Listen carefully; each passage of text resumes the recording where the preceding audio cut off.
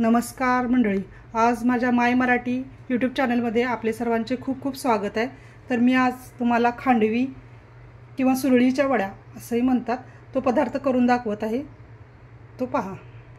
खांडवीसाठी लागणारे साहित्य: 1 वाटी बेसन पीठ, 2 वाटी ताक, 1 छोटा चमचा हळद, कोथिंबीर अर्धा बाउल, फुटाण्याची डाळ थोडीशी, ओले खोबरे सजवण्यासाठी 1 चमचा मीठ।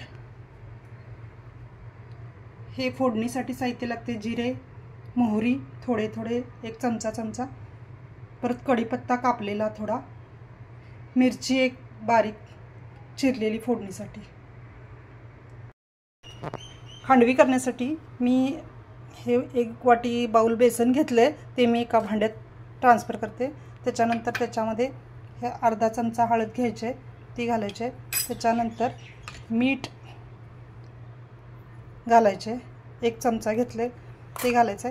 त्याच्यानंतर ढवळण्यासाठी ताक 2 वाटी घेतलेले ते घालायचे।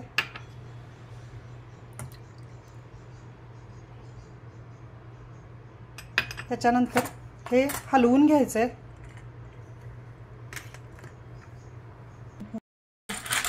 असं मी हे सर्व रवीने घुसळून घेत आहे। ते पीठ ताकामध्ये घातलेलं, आपण त्यात थोडी हळद घातलेली आणि मीठ घातलेलं, तर ते 2 वाटी ताकामध्ये घातलेलं बेसन घुसळून घ्यायचं आहे रवीने। खांडवी करण्यासाठी मी एक कढई गॅसवर ठेवलेली आहे, त्याच्यामध्ये थोडंसं 1 चमचाभर तेल घालते।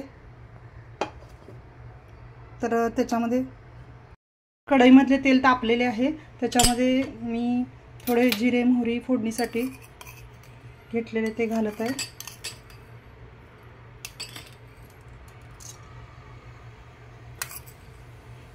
त्याच्यानंतर मिरची मी चिरून ठेवलेली 1, त्यातली थोडी त्यात घालत आहे।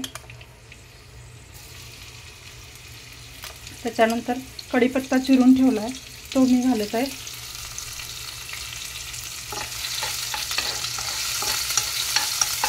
तो भाजत आला की हे पीठ त्याच्यावर सोडायचे आहे।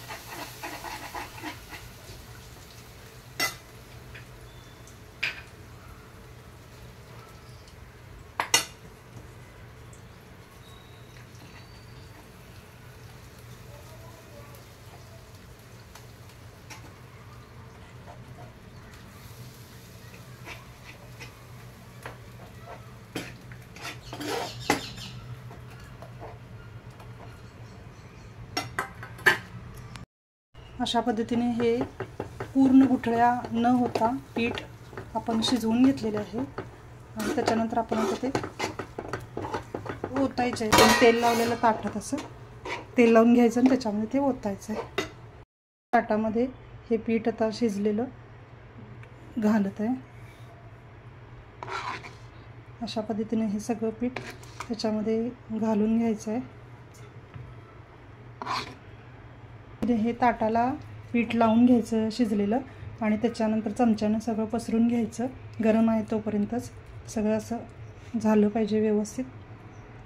ताटाला तेल लावून त्याच्यामध्ये ते ओतायचं आहे, ते व्यवस्थित लावून घ्यायचं।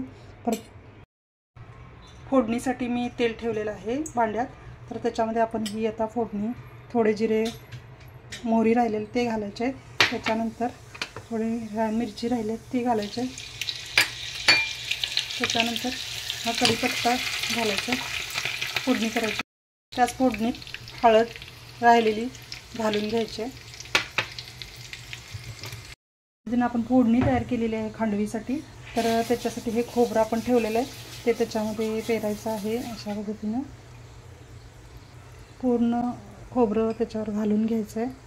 पण इथं ठेवली होती कोथिंबीर, ती त्याच्यामध्ये घालायचे।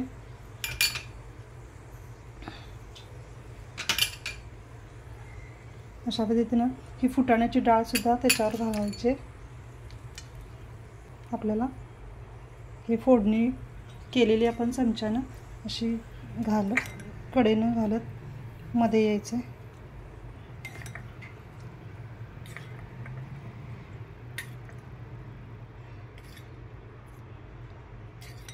अशा पद्धतीने हे संपूर्ण घालून घेतल्यानंतर आपण हे सुरळी करायची. आता पद्धतीने ह्या कापून घ्यायचं आहे. ह्या सुरळीच्या वड्यांसाठी पूर्ण उभे चिरे द्यायचे त्याला आणि ते चिरून घ्यायचं असं. आणि त्याच्यानंतर ते असे सुरळी करायचे.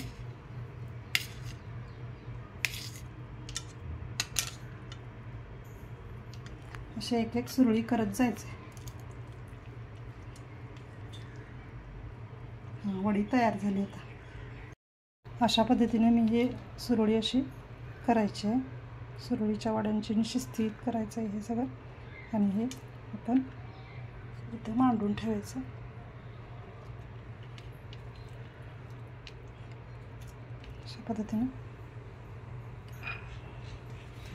अशा पद्धतीनं हे सुरळीची वडी करायची आहे. गोल गोल गोल गोल त्याचे रोल करायचे.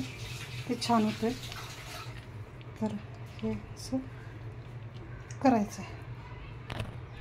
अशा पद्धतीने आपल्या सुरळीच्या वड्या किती सुंदर झालेत बघा. खूप छान त्याचा लुक आलेला आहे. तर तुम्हीही करून बघा आणि माझ्या चॅनलला सबस्क्राईब करा, कमेंट करा आणि लाईक करा.